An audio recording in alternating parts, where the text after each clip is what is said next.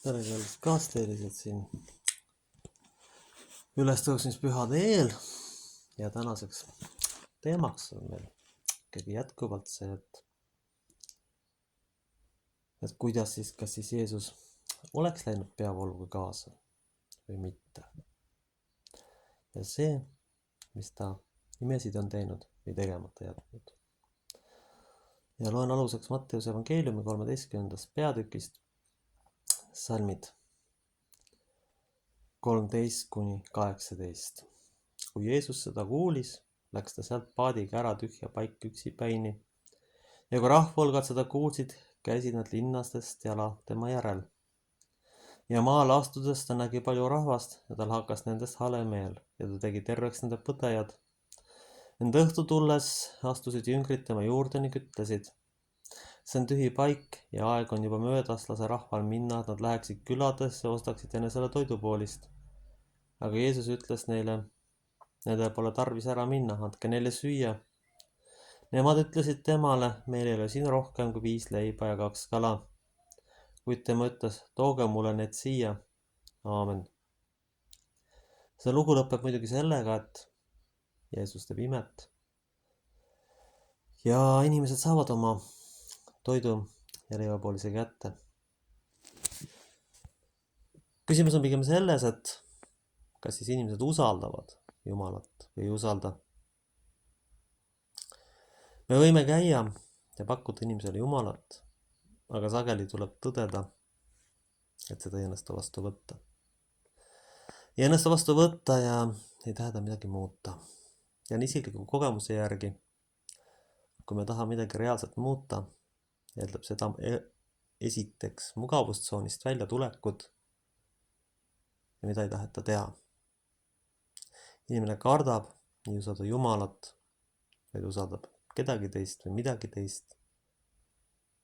Ja siis ei lähe enam õnnistused nii, nagu vaja oleks.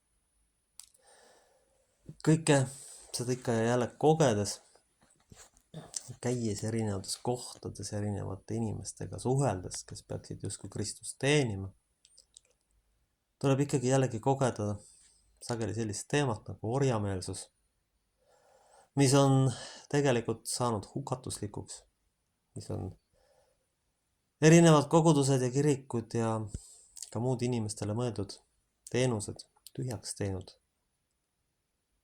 Ja kuna süsteemi vead on juba nii suured, siis ei olegi võimalik enam seal midagi toimetada. Isegi kui te väga tahaksite, kui te ei suhestu selle meelsusega, siis on see lihtsalt võimatu. Mentaliteet, mis sealt vastu vaatab, on orjalikkus. Ma olen nendes videodes tegelikult väga palju sellest rääkinud. Jumal võib meiega imet teha. Ta võib meid muuta ja tema käest tuleb küsida, mis siis on tehtud ja mis on tegemata. Aga põhiline küsimus on selles, et me peaksime julgema ikkagi asjad lõpuni viia. Sest kui me jätame midagi poolikuks või lahti mõtestamata, siis see õppetund tuleb ikka ja jälle meile tagasi. Ikka jällegi tuleb meile tagasi ja me peame seda kordama.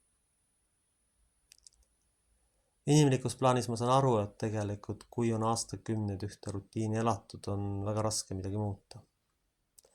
Sageli ei olegi enam võimalik midagi muuta, sest inimene iseennast on pannud sundolukorda. Sundolukorda ja sageli me ei mõista Jumala plaani. Ja nii on ka selle rahvaga ja on nii kõikide teiste inimestega. Kui me ei mõista seda plaani, siis me toimetame vastavalt sellele, isegi kui varasem käitumismuster ei ole meile edu toonud. Me teeme ikkagi selle järgi. Ja kui pole meil ka nõuandjaid, või kui me need unustame lihtsalt, siis hakkavad need stsenaariumid korduma ja ajaloos on neid näiteid küll ja veel. Tegelikult on selline, et kui me mõtleme nüüd ülestõusmiste pühade eel, sellele, mismoodi Kristus meie asemel oleks toiminud, see on päris kindel, et Kristus oleks paljudes olukordades öelnud välja tõe ja astunud välja inimeste eest, kes kannatavad. kas me tahame või mitte, mingites olukordades meil on 2 lahendust. Kas me astume kõrvale, kui me näeme, et meie jõud ei käi üle enam situatsioonist, või me ütleme välja tõe. Üks siuke valus ja ebameeldiv ja ohtlik see meile tegelikult on. Seda tuleb teha, sest kui me seda ei tee, hakkavad õppetunnid korduma, nii nagu seda ajalugu näitab, nii kaua, kui pole enam õppijat ja nii kaua, kui inimese aeg siin maa peal ümber saab. Ja samamoodi on ka rahvastega. Kui see rahvas oma orjalikkuse õppetundi ära ei õpi, siis meil tulevikku ei ole. Kõige suurem tragöödia on tegelikult selles, et on potentsiaali, on talenti inimestel teha asju, elada normaalses ühiskonnas. Aga ei julgeta välja öelda, kui inimesed põhimõtteliselt lasevad endast üle sõita. Lihtsalt küsimusi esitamata. Kristus peaks meid tegelikult ju vaimselt äratama. Kristus peaks meile ilmutama, mida siis meil on vaja ja mida meil ei ole vaja. Ja mida meil siis on vaja? Meil on Jumalat vaja eelkõige. Meil on vaja selgust, mida me siis teeme või ei tee. Sest küsimus on selles, et kõige hullem, mida me teha saame, on tegemata jätta ja minemata jätta. On muidugi olukordi, kus me näeme, et korduvalt Jumala arm, ütleme pakkumisel või tulekul või vaimujuhatuse saamisel ikka ja jälle korduvad samad mustrid. Olen ka ise sellistesse ämbritesse mitmeid kordi astunud tegelikult midagi ei muutu. Me ei saa muuta inimese loomust, me ei saa muuta seda süsteemi olemust, mis on. Meil on ainult üks valik siis, et lõplikult ja igaveseks siis hakata omi asju ajama. Mitte loota selle peale, et kuskilt ametlik peapool midagi normaalselt teeb. Ei, see ei ole võimalik lihtsalt. Sest kui süsteemi sees on olnud aastakümneid, siis inimene on järelikult sellele süsteemile sobilik. Ja kui ta on välja heidetud või jällegi lahkub, isegi kui ta proovib, kas on midagi muutunud, siis tähendab ka sellest proovimisest tuleb lihtsalt loobuda ja omi asju edasi teha. Aga üks on kindel, Kristus oleks tõe välja öelnud ja Kristus ei ole kindlasti peavoolu mingisugune suutoru, vaid Kristus on midagi muud ja Kristus armastab tõde, ükskõik valus ja julm see ka meile on. Ta armastab tõde. Kõige tähtsam on see, mitte midagi muud ei ole oluline. Ja kõik saab alguse tegelikult meie mõtlemisest, meie suhtumisest, meie moraalist. Ja seda tuli Kristus tegelikult oma ülestõusmisega siia maailma muutma. Siin ei ole mitte midagi muud öelda. Seda ta tuli muutma, seda ta tuli paremaks tegema. Ja seda ta tuli ka andma meile. Küsimus on selles, kas me siis suudame selle vastu võtta või ei suuda. Nagu ma korduvatelt suhtlemisel aastakümnete jooksul olen kogenud, siis need, kes justkui peaksid teenima Kristust, kahjuks ei tee seda, vaid pigem teenivad muid jõudusid. On ka erandeid muidugi, aga praeguses situatsioonis meil ei ole muud valikut, meil tuleb muuta mentaliteeti.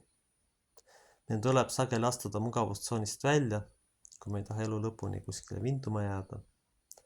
Ja rõhutan veel kord, et see ei saa lihtne olema, aga pikas perspektiivis on see ainuõige samm, sest see võib avada uksi, millest te iialgi ei tea.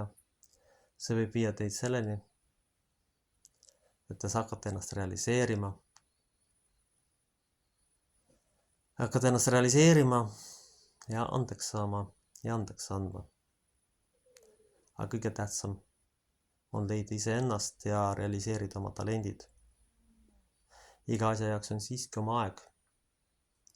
Ja siiski Jumala armu või õpetust tuleb ikkagi vastu võtta. Tähtis on vaadata, mis viljad puul on. Kui ikkagi õpetus kannab vilja, siis tuleb see vastu võtta. Kui ta seda ei tee, isegi kui ta isiklikus plaanis võib-olla sobite, siis ei ole midagi parata. Aga nii see on. Tänapäevane ühiskond tegelikult ongi rajatud hoopis teistsugustele alustele. Aga rolli nihete ja ühiskonna kriitilises olukorras tuleb pöörduda lihtsalt sinna tagasi vanade põhiväärtuste juurde. Ja ikkagi küsimus on sellele, kuidas, ja sellele tuleb vastused leida. Vastused leida ja edasi minna. Aamen.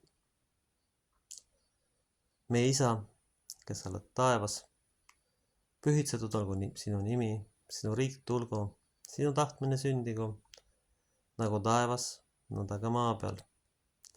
Meie igapäevast leiba anna meile tänapäev ja anna meile andeks meie võlad, nagu meiegi andeks anname oma võlglastele.